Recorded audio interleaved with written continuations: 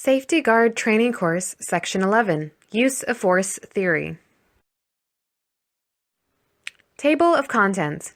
Authority to use force. The National Use of Force Model. Positional Asphyxia. Excited Delirium. Authority to use force.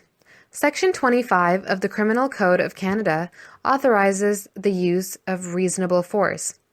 Security guards may find themselves in a situation where they need to use force. An understanding of use of force theory, the components of the use of force model, and how to maintain composure during potentially stressful situations is required.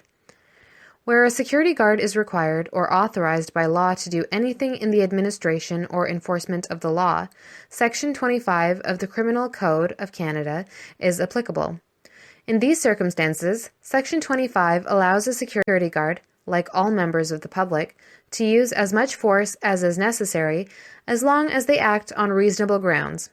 However, Section 26 states that the individuals who use force are also criminally responsible for any excess of force in these circumstances.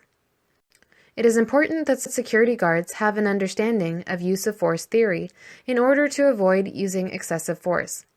Security guards should also be familiar with the concepts of excited delirium syndrome and positional asphyxia. These may occur when a person is being physically restrained and may lead to sudden or unexpected death. Authority to use force continued.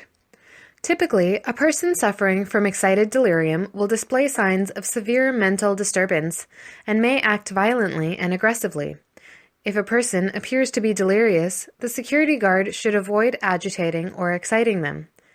Excited delirium can be caused by a variety of factors, or a combination of them, such as drug use, mental illness, brain injuries or tumors, heart disease, high blood pressure, high or low blood sugar, respiratory problems, or fever.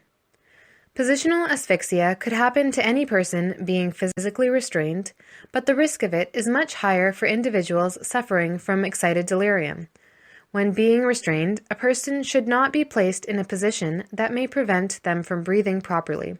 They should not be held face down, and there should be no pressure on their chest.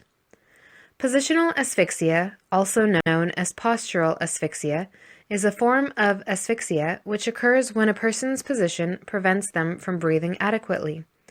It is important for security guards to take care while arresting anybody.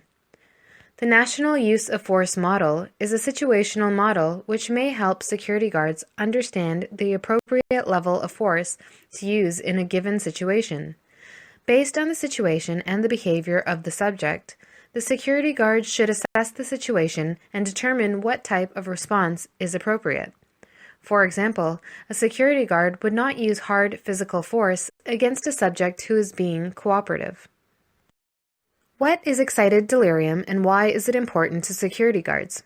It is a disorder of brain caused by drugs.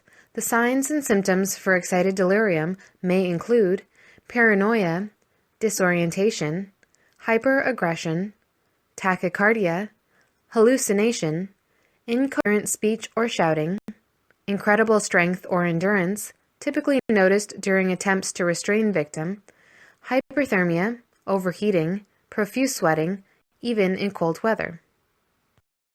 What is tactical communication and how is it useful to security guards? Tactical communications teaches how to resolve situations where compliance is needed without force, and it is necessary and useful for security guards in their day-to-day duty.